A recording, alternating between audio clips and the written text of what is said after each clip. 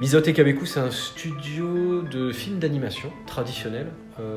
Donc on fait de l'animation en image par image. On prend une photo, on bouge un objet, on reprend une photo, on bouge l'objet jusqu'à ce que ça recrée du mouvement. Je ne saurais dire qui connaît quoi, qui a rencontré qui comment. Quoi qu'il en soit, la mairie d'Agen a eu vent de notre travail et la mairie a pensé à nous pour l'élaboration d'un film d'animation autour de Louis Ducos-Dioron, un personnage illustre agenais dont le centenaire de la mort a eu lieu, je crois, cet été. Et puis du coup, c'était une très belle demande, donc on a répondu présent.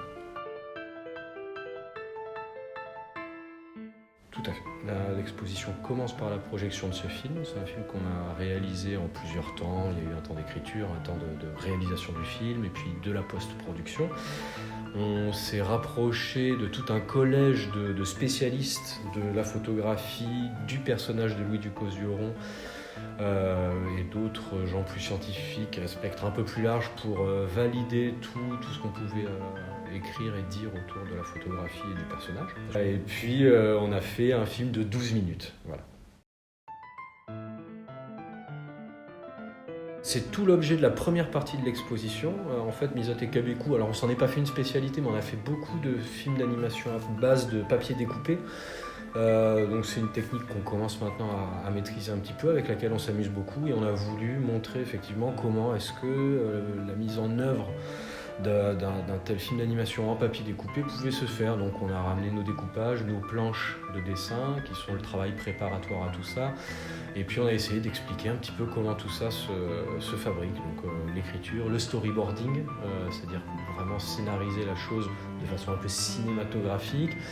Et puis là, on a eu un défi supplémentaire qu'on n'avait pas précédemment quand on faisait des clips musicaux, puisqu'il fallait que les personnages parlent et avec des bouches et des lèvres qui s'animent sur des paroles, chose qu'on n'avait pas vraiment l'habitude de faire. Donc on s'est un peu plongé sur ces problèmes-là.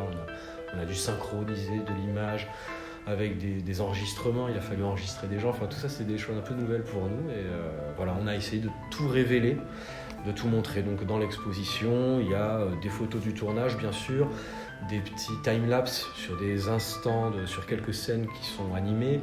Il y a des planches de découpage, des planches de dessin, il y a des personnages qui ont servi pour le film. Enfin, on a vraiment essayé de restituer un maximum de traces du tournage. En fait, on a voulu poursuivre ce côté expo en donnant pour le public la possibilité de découvrir les mêmes préoccupations, quelles étaient les préoccupations de Louis Ducos-Dioron en fait. Parce que nous, quand on s'est penché sur son sujet, ça nous a paru assez fascinant. Surtout qu'à l'époque, lui il est parti, je dis pas qu'il est parti de zéro, mais bon, c'est chouette de se mettre dans la peau à un moment de quelqu'un qui comprend des mécanismes qui aujourd'hui sont acquis. Enfin, pour nous, la couleur, on l'a partout dans nos montres, maintenant, voilà, on en est là, quoi. Et lui,